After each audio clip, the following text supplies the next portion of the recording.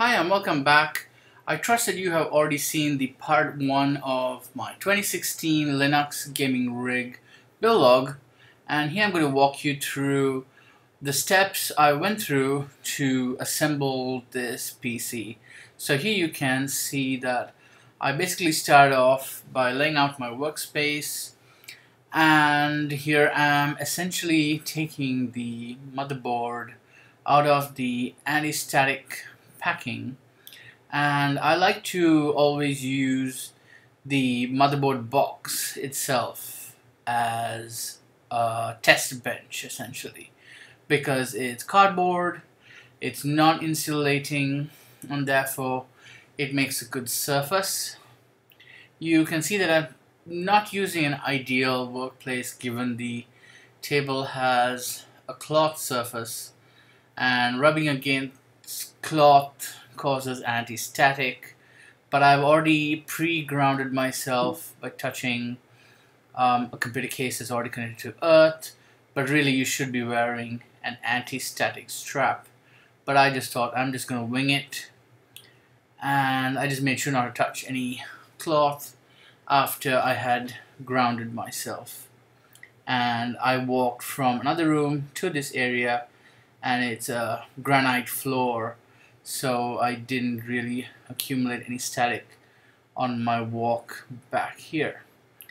And so, having taken the motherboard out, and you just saw all the bits that comes in the box, the most important document is the motherboard reference booklet essentially. You can also download the PDF version. These are pretty much bog standard. Once you've been through one of these, basically reading and understanding another motherboard reference is pretty much about the same. It's like working with data sheets, etc. And so in this build, it's an X99 chipset. The first time I'm doing anything with the X99 chipset. And I started off here by removing the cover to the M.2 NVMe slot. What's nice is, due to the Asus Sabertooth Tough, it has this whole like body armor type thing around the motherboard PCB, and so it's got this kind of slot, whereas in the other Asus boards, that the non-tough variety, it's straight into the PCB. You don't really have a plastic enclosure as such. It's pretty much the same thing.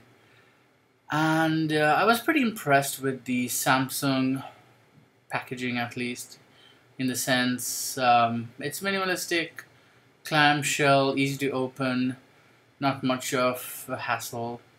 And even though the i7 processor box was somewhat damaged, and I think it's just by mishandling by the B&H staff.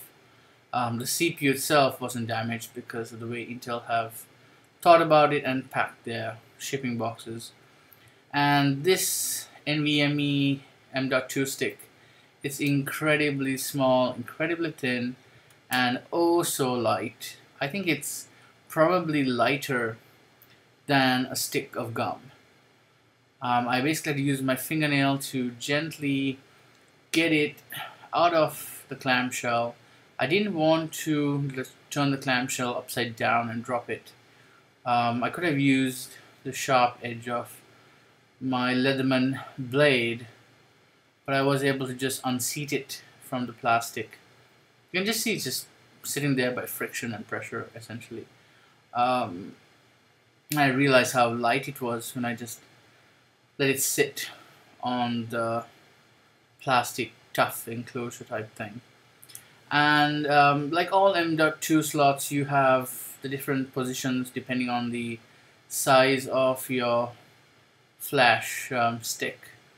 And here I'm just using my trusty Swiss Army knife. It's actually, I think it's a cyber tool, gift from my dad ages ago, and I've probably built and repaired easily over 20, maybe even 30 PCs with this Swiss Army knife. And yes, I'm not using the ideal tools at sometimes. I'm just using the tools I have on hand. But none of the screws I worked on were ever stripped.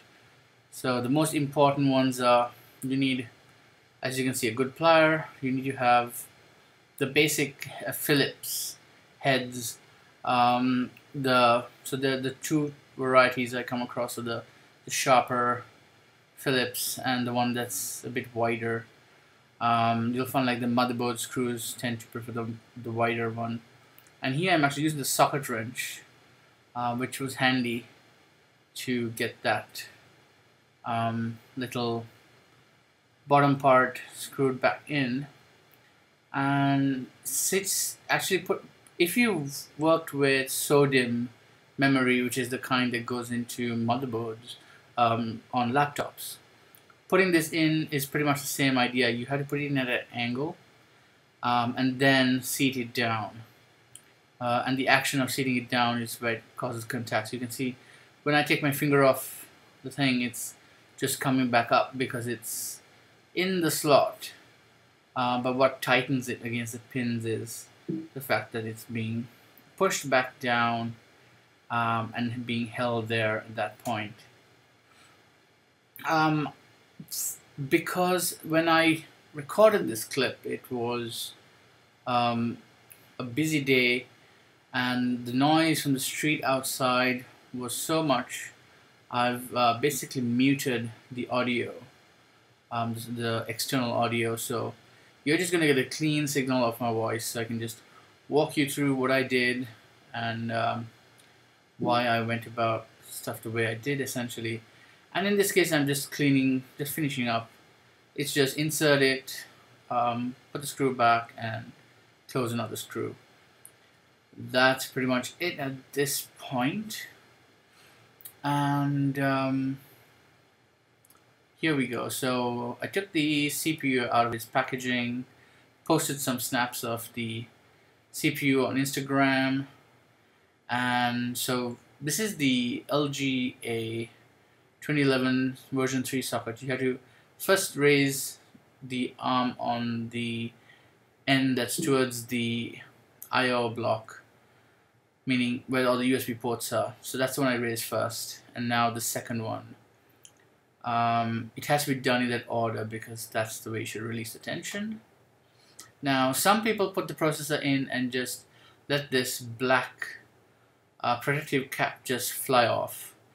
But I knew of the fact that it does fly off. So I just took it off by hand. And here you just align the triangle on the bottom right, which is where my gold bracelet is hanging. And if you look at the metal frame, there's a marking on it with another triangle. So just get the two triangles in the same spot and you just gently place the CPU on the pins. There's zero force and it's very light. You have to be very gentle. You just place it horizontally down and then there you go, just close that flap and you just reverse the procedure. First get that arm down so you can see it's adding pressure on the bottom right end on the metal cover, and now the original arm that I opened, the very first one, tightens it from that side. So it's basically distributing lateral pressure on two sides, and that's all there is to installing a CPU. And so now when I did this build, I only had a single set, what's called a single pair of DIMMs. These are DDR4 ballistics DIMMs. But that means the RAM is not going to be running in quad channel. So I've ordered another pair, and today is the 20th of August. It's taken me a while to do this video. I've had the PC running for a while. So by Monday I should have the second pair here, and it'll be running in quad channel. Now you'll be wondering what's these plastic, well, they're really rubbery bits. These are bits that are sent by ASUS as part of their TUF system. You just get to basically block up all your ports that are not used to keep dust away. So I've basically shoved the rubbery bits into the channels I'm not going to be using, and I've intentionally left the two beige, well, I've already occupied one beige slot, one beige pair essentially, and second, because they go in channels, I've left the other beige set exposed because I know it's only about a week and I'll be putting the second set of DDR RAM in there. So now we're moving on to covering the PCIe slots that I'm not using. These two smaller slots are 1x and 4x, I believe. The three slots you see here are 16x slots. That's 16 lanes, full speed ahead, ahoy captain, shiver me timbers, whatever. Not that great my parody speech, but yeah, I'm just gonna close up these two for the moment because I've only got one 1080, and here I've gone for the X-Man style of putting thermal grease. I actually wiped off the stock thermal paste that came on the Corsair water cooler because I wanted to use this nano thermal compound, which is so much better. And getting it in was pretty, I did it all on my own. I didn't have anybody to come in as a second hand and help out. So it was a bit tricky, but I was able to just work my way diagonally, and that's what's important. You shouldn't just put stuff edge by edge. Just always go in a crisscross pattern when you're tightening. This helps to even out the pressure and make sure that you aren't applying pressure in an unbalanced manner. And this is another screwdriver that I actually used for the rest of the build because this is the right kind of Phillips head that you need for the motherboard screws and stuff, because it doesn't strip any of the heads. So always make sure you get the right tool for the job. That's like the most important rule, and it applies to every facet of life. Oh yeah, I'm getting rather philosophical there, but right tool for the job, you won't regret it. So yeah, I just took a couple turns. I just let them bottom out so that I know that it's on there and it's not coming off. But it's designed as such. When it's on there, it's exerting the amount of pressure it's meant to exert, basically. And sitting in, well, slotting in the graphics card, the 1080, was, as you see, very simple. Just gently rock it in, and the latch on the motherboard will click into place. It takes two PCI slots, so you need to remove the covers at the back, and just grab your trusty screwdriver and get those thumb screws back in place. With these kind of power-hungry PCIe cards, you need to attach the power directly to the power card as well. And here I'm working in Superman mode. You can see that I'm like doing stuff so quickly, it's amazing. Yeah, I'm kidding. So it's just to show you what kind of wiring I did. I didn't try to make it pretty. I just want to make it as simple and functional, and just get them all neatly laid out. And I only used the connectors I needed.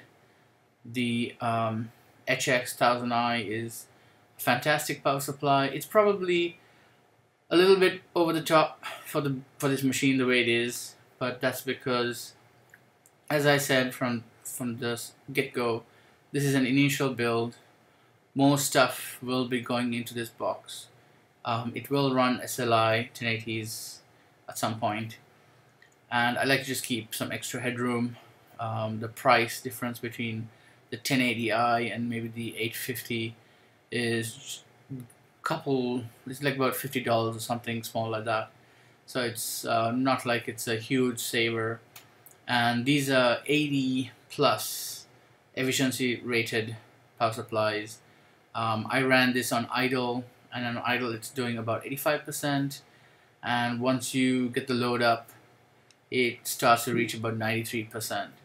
On idle it pulls about 75 watts, and I noticed on full load running IDA 64 it was closer to 150 watts. That's straight off the wall. So here I'm just trying to show you that I've attached a thermistor. I attached 2 thermistors. That's the power, and I loop the cable so I can attach the second card when it comes in. That's just to show you the dust covers. Here I've attached the front panel USB 3 connectors. That's where all the the power reset, all that stuff connects. Those are the USB, and that's a USB 3 connector. I can't recall what those were. Oh, those are the 3 CPU fans, and those are the 2 thermistors. So one thermistor is the back of the GTX, and the other thermistor goes through to the back and is taped onto the back of the SSD.